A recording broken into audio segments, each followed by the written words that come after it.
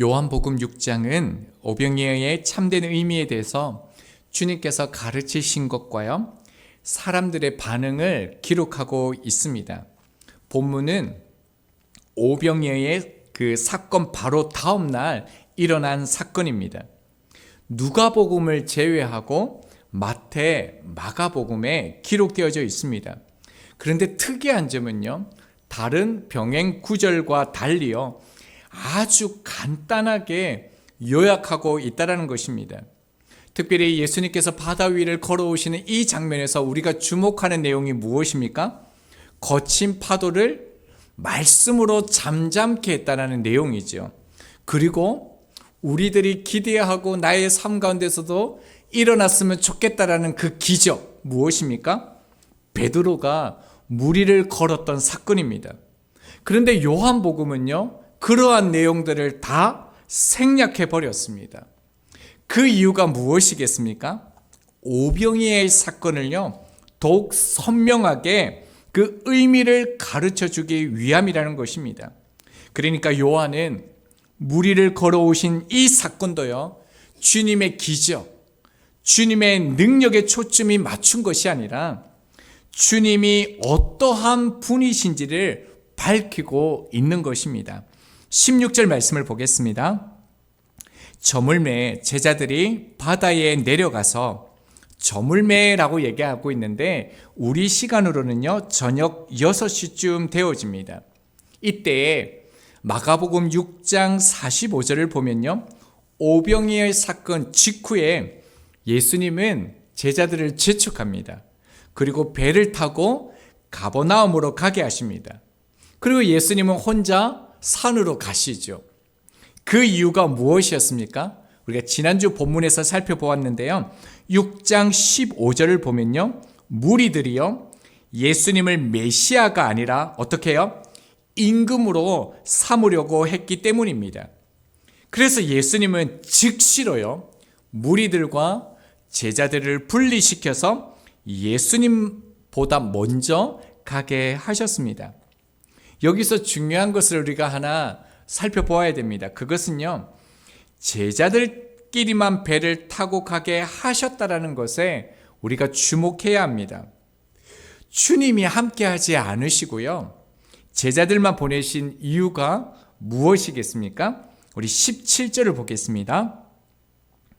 배를 타고 바다를 건너 가버나움으로 가는데 이미 어두웠고 예수는 아직 그들에게 오시지 아니하셨으니, 어떻습니까? 배를 타고 지금 바다를 건너가는데 이미 어두웠고 라고 얘기하고 있습니다. 그런데 예수님은 어떠합니까? 아직 그들에게 오시지 않았다라고 말하고 있습니다. 마태복음과 마가복음에는요, 이 시간을 밤 사경이라고 기록하고 있습니다. 그러니까 새벽 3시부터 6시 사이가 되어집니다. 가장 어둡고요, 인간의 육체가 가장 힘들 때, 일어나기 어려울 때죠. 이때 이 사건이 일어나게 되어집니다. 18절 보겠습니다. 큰 바람이 불어 파도가 일어나더라.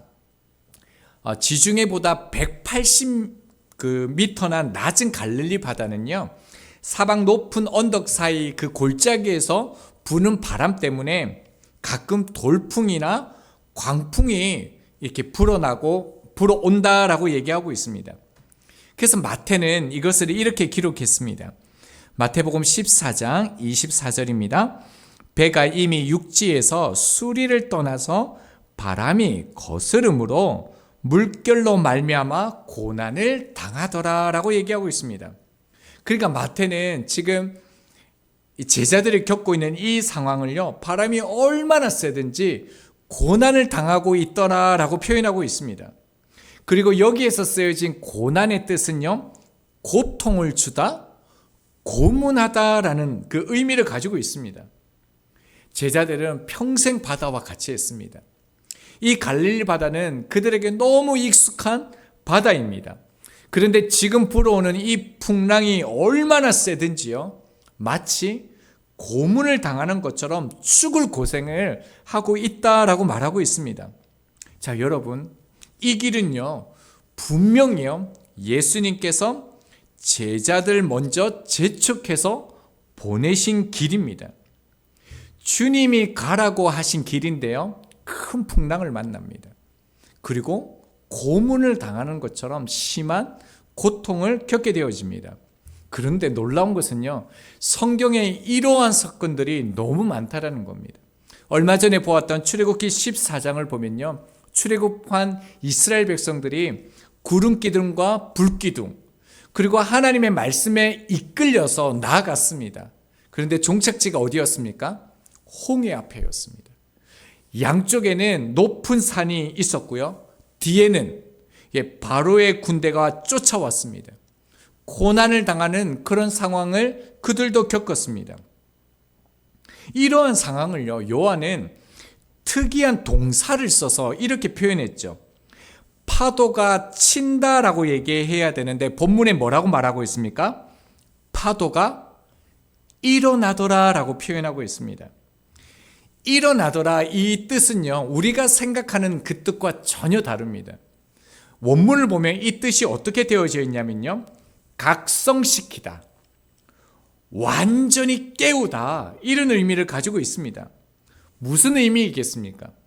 지금 이 광풍을 당하는 이 사건, 고문을 당하는 이 사건이 무엇이라는 겁니까? 오병이의 사건을 통해서도 제자들이 깨닫지를 못하니까요, 이 파도를 통해 제자들을 깨닫게 하고 있다는 것입니다. 마가복음 6장 52절입니다. 이는 그들이 그 떡 되시는 일을 깨닫지 못하고 도리어 그 마음이 둔하여 졌음이라 라고 말하고 있습니다. 제자들이 오병이의 그 사건, 하나님의 놀라운 그 표적을 보았습니다. 그리고 몇 시간도 흐르지도 않았습니다.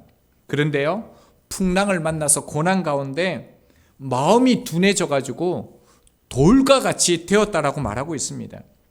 마가도 뭐라고 표현하고 있냐면요, 제자들이 자기 경험만 의지해서 계속적으로 노만 젓고 있었다라고 말하고 있습니다. 무엇을 드러내는 것입니까?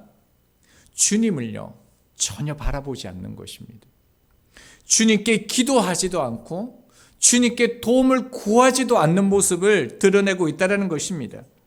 자, 그러니까 요한은요, 예수님이 이런 제자들의 마음을 아시고 믿음을 보시고요, 지금 이 상황을 통해서 예수님이 진짜 어떤 분이신지를 깨닫게 하고 계심을 밝히는 것입니다. 자, 그때 어떤 일이 일어납니까? 우리 19절 말씀은요, 같이 한번 읽어보겠습니다. 시작. 제자들이 노를 저어 시베리쯤 가다가 예수께서 바다 위로 걸어 배에 가까이 오심을 보고 두려워하거늘. 자, 노를 저어서 얼마 갔다고 얘기합니까? 10여리를 갔다고 얘기합니다. 약 4km 정도 되죠. 오병이어가 일어났던 그 광야에서 가버나움까지 거리가 약 8km 정도 되어집니다. 자, 제자들이요, 오병이의 사건 직후 저녁 6시쯤에 출발했거든요. 뭐 3시부터 6시, 대략 한 6시라고 치면 12시간을 힘을 다해서 노를 저은 것입니다. 그런데 12시간 동안 노를 저었는데 얼마 왔다고 성경은 기록하고 있습니까? 4km밖에 못 왔다라는 거예요. 성경이 뭘 말하는 걸까요? 병행구절인 마가복음 4장 47절은 이렇게 표현했습니다. 저물매 배는 바다 가운데 있고 라고 얘기하고 있습니다. 그들이요, 힘껏 노를 젓고 있는데 모든 것을 다해요 나아가고 있는데 바다 가운데 있다라는 겁니다. 바다 한가운데라는 것은요, 무엇을 강조하냐면 도저히 주님의 도우심을 기대할 수 없는 그 시간, 장소에 있다라는 것을 의미합니다. 그런데 그런 상황 가운데 예수님께서요, 바다 위로 걸어오십니다. 여러분 조금 상상해 보실래요? 엄청난 광풍이 일어나고 있습니다. 태풍이 불었습니다. 근데 주님께서 이 바다 위를 걸어오시고 있다는 거예요. 여러분 어떤 모습으로 걸어오셨을 것 같습니까? 예수께서 바다 위로 걸어라고 했을 때 이 걷다라는 단어는요, 아주 유연하고 편안하게 걸어오셨다라는 의미가 있습니다. 그러니까 산책하는 것처럼요, 산보하는 것처럼 바다 위를 태풍 치는 광풍이 치는 그 바다를 걸어오셨다라는 거예요. 여러분 상상이 되십니까?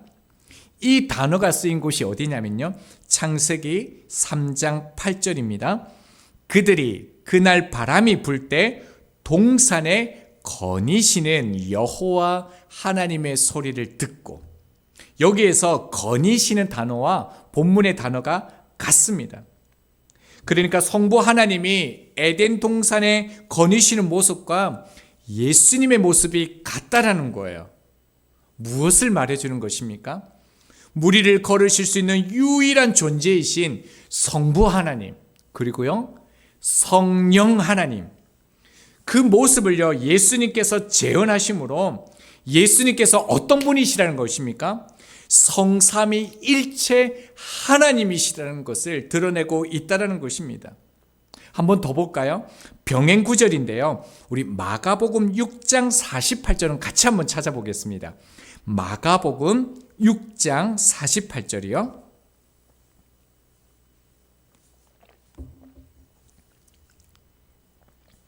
마가복음 6장 48절은 우리 같이 한번 읽겠습니다. 시작. 바람이 거스름으로 제자들이 힘겹게 노젓는 것을 보시고 밤 사경쯤에 바다 위로 걸어서 그들에게 오사 지나가려고 하심에, 똑같은 사건을 다른 관점에서 기록한 병행 구절입니다. 근데 조금 이상한 거 발견하셨습니까? 예수님께서 폭풍을 만난 제자들을 찾아오셨는데 어떻게 하셨습니까? 제자들을 맞아 주셔야 되잖아요. 그렇죠? 그런데 어떻게 하반절에 말합니까? 그들에게 오사 지나가려고 하심에. 그럼 제자들에게 오셨는데 왜 지나가시려고 하십니까? 얼뜻 보면 말이 이해가 되지 않습니다. 의미를 우리가 알 수가 없습니다. 자, 이 단어가 쓰인 곳을 말씀드리겠습니다. 출애굽기 33장 19절입니다. 여호와께서 이르시되 내가 내 모든 선한 것을 내 앞으로 지나가게 하고 여호와의 이름을 내 앞에 선포하리라. 여기서 내 앞으로 지나가지요. 자, 그리고요 열왕기상 19장 11절입니다. 여호와께서 이르시되 너는 나가서 여호와 앞에 산에 서라 하시더니 여호와께서 지나가시는데 라고 말하고 있습니다. 여러분 어떤 걸 보셨습니까? 하나님께서 지나가셨다라는 이 표현은요, 하나님께서 나타나셨다, 이 표현이라는 것입니다. 그러니까 이 장면이 무엇입니까? 예수님은 무리를 걸으시면서 내가 하나님이다, 하나님의 아들이라는 것을 명확하게 지금 선포하고 계시는 사건이라는 것입니다. 그러시고 난 다음에 이렇게 말씀합니다. 자, 본문으로 돌아가서요 20절 말씀입니다.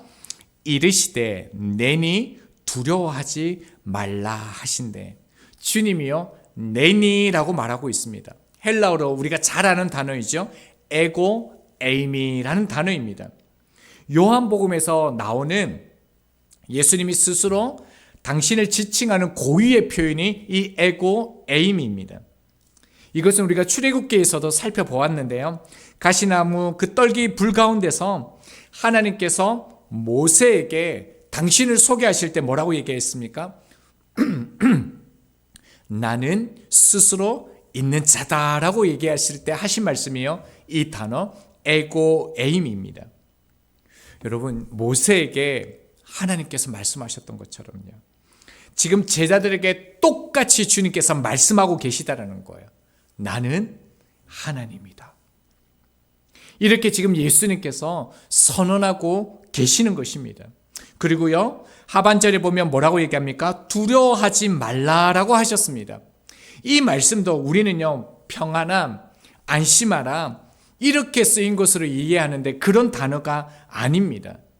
이 단어가 쓰인 것도 살펴보면요 출애굽기 3장 6절 하반절입니다. 모세가 하나님 배우기를 두려워하여 얼굴을 가리매. 여기서 두려워하다는 단어가 본문에서 두려워하다라는 단어와 같습니다. 하나님을 보고 느꼈던 그 두려움이 이 두려움이라는 것입니다. 모세도요, 제자들도 하나님의 임재 앞에 두려움을 느끼고 있습니다. 역설이지만 저희에게도요, 이 두려움이 필요합니다. 우리는 예수님의 존재를 두려워해야 되는 존재가 맞습니다. 왜냐하면 오직 예수님만 두려워할 때요, 풍랑을 두려워하지 않게 되기 때문입니다. 창조주 대신 그 하나님을 두려워하지 않기 때문에 우리 안에 어떤 모습이 있습니까? 피조세계인 세상을 두려워하는 것이죠. 그래서 우리는요, 그 하나님의 임재, 예수 그리스도의 임재 앞에 두려운 마음을 가져야 됩니다. 자, 이때 어떤 일이 일어납니까? 오늘 요한복음에는 기록되지 않는데요, 마태복음 14장 28절에 보면 이 사건 직후에 이런 일이 일어납니다. 베드로가 대답하여 이르되 주여 만일 주님이 그시든 나를 명하사 물 위로 오라 하소서 하니, 베드로가 주님을 향해서 주여 만일 주님이 계시든 저를 걷게 해 주십시오 라고 말합니다. 그런데 어떤 사건이 일어납니까? 주님과 함께요, 물 위를 걷고도요, 바람을 보고 두려워 물에 빠집니다. 자, 그리고 그 사건을 이렇게 말합니다. 마태복음 14장 31절, 예수께서 즉시 손을 내밀어 그를 붙잡으시며 이르시되 믿음이 작은 자여 왜 의심하였느냐 하시고. 베드로가 의심한 것이 무엇입니까? 베드로는 주님이 정말 하나님이라는 사실을 믿지 않고 의심한 것입니다. 자, 그리고 난 후에요, 마지막 사건을 이렇게 기록하고 있습니다. 21절입니다. 이에 기뻐서 배로 영접하니 배는 곧 그들이 가려는 땅에 이르렀더라. 제자들이 예수님을 배로 영접했다라고 기록하고 있습니다. 영접은 예수님을 믿는다라는 이 본래의 의미를 가지고 있습니다. 요한복음 1장 12절입니다. 영접하는 자, 곧 그 이름을 믿는 자들에게는 하나님의 자녀가 되는 권세를 주셨으니, 이 영접과요, 본문의 영접이 같은 단어입니다. 예수님을 영접하니 어떤 일이 일어납니까? 그들이 가려는 땅에 이르렀다라고 말하고 있습니다. 여러분, 도착지가 있습니다. 제자들은요, 주님을 영접할 때 풍랑이 잠잠하게 되었고 목적지로 갈 수 있었습니다. 우리의 도착지는 어디입니까? 영원한 나라이죠. 하나님의 나라입니다. 예수님을 영접하면, 예수님이 계시면요, 그 목적지에 우리 또 도착하게 되어집니다. 이제 말씀을 적용하겠습니다. 오병이의 사건과 물 위를 걸으신 이 사건을 보면서 나의 삶에 무슨 일이 일어나는 것이 중요한 것이 아님을 우리는 깨달을 필요가 있습니다. 내가 거기에서요, 무엇을 깨닫고 무엇을 결단하고 내 안에 어떤 변화가 일어나는가가 중요합니다. 오병이의 사건은 어떤 사건입니까? 질량 보존의 법칙이 무너진 것입니다.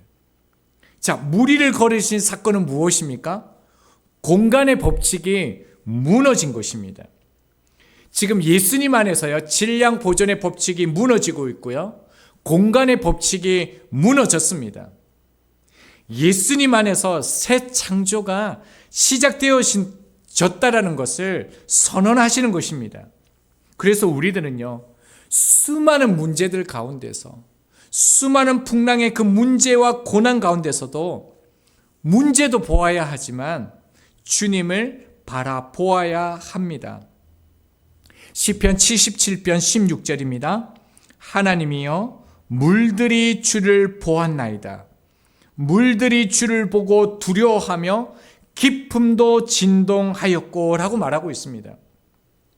여러분, 예수님께서 그 폭풍우 치는 큰 바다 위를 걸을 때요, 물들이요 자신을 지으신 창조주를 보았다라고 얘기하고 있습니다. 욥기 9장 11절입니다. 그가 내 앞으로 지나시나 내가 보지 못하며 그가 내 앞에서 움직이시나 내가 깨닫지 못하느니라. 욥은 뭐라고 말하고 있습니까?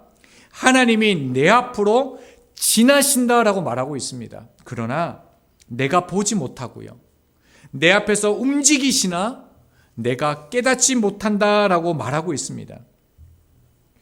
문제는요, 문제가 아니라 우리가 주님을 못 보는 것입니다. 분명히 우리의 삶에 주님이 가라고 하신 길임에도 불구하고요, 말씀이 가르치는 길임에도 불구하고 우리는 고난을 만날 것입니다.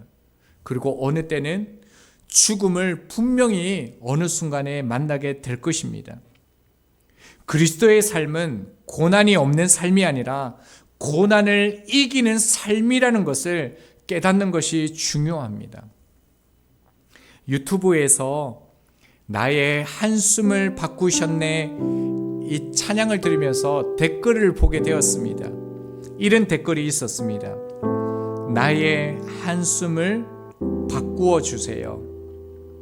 왜 이리 힘든지요? 힘없는 인생 가운데 오신 주님이신데 삶이 힘듭니다. 그리고 또 하나의 댓글을 보았습니다. 밤새 치매 아빠랑 전쟁하고 아침에 겨우 보내고 넋 나간 듯 멍하게 앉아서 유튜브 열었다가 나의 한숨을 바꾸셨네 라는 타이틀을 보며 플레이를 눌렀습니다. 제가 힘든 건 아빠 때문이 아니라 결국은 내 삶에 감사가 없어서 하나님의 은혜를 잊고 살아서임을 깨닫지만 그래도 웃는 게 안 되네요. 매일 이상 행동하는 치매 아빠랑 부딪히며 제 바닥을 봅니다. 그게 너무 힘들어 순간순간 제 삶을 놓아버리고 싶네요.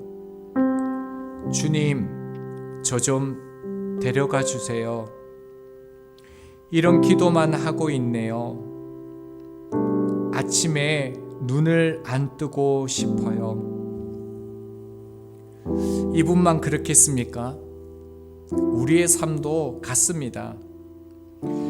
흔들리지 않고 피는 꽃이 어디 있겠습니까? 비에 맞아보지 않고 피는 꽃도 없습니다.